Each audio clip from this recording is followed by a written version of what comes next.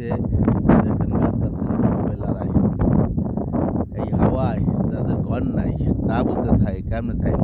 ওই যেন একটা তাঁবু, এইখানে একটা তাঁবু, এই যে তাঁবু, এই তাঁবুর ভিতরে লোক দেখছেন হাওয়ায় কীভাবে উড়ায়। ওই অদূরে আর একটা তাঁবু। বালি উঠলে মরুভূমিতে বালি যদি দেখছেন এই যে গাছগাছালি কীভাবে হাওয়ায় সব কিছু এই লড়াই চড়াই হেলায়।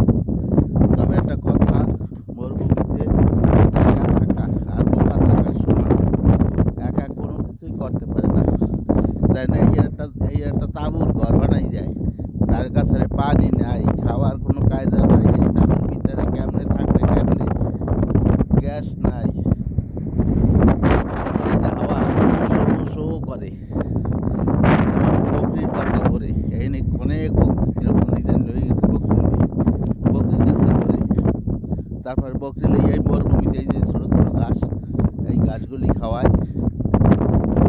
এই ঘাসের সাইডে দেয়, এই শুকনো মুখটা এই ঘাস, এইগুলি খায় বকরিতে। আর একটা কথা হইল, একা সাথে দেয় কি একটা কুত্তা, একটা গাধা, গাধাটাই ওই আর মাল সাবানা বাহন করে, আর কুত্তাটা এলো উট, বকরি, কানন, দুম্বা, এগুলি রাখালের মতো কুত্তা এদিকে যাইতে যায় না।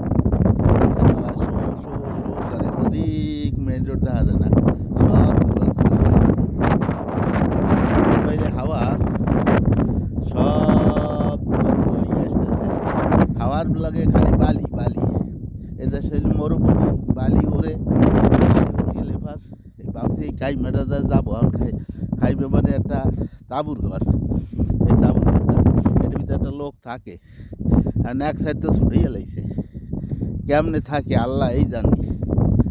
তো যাই হোক, এখন এই দেখাইতেছি যে মরুভূমির কেমনে থাকে, কেমনে মরুভূমিতে চলে ফিরে, সব সব বালি, কোনো জায়গায় তেমন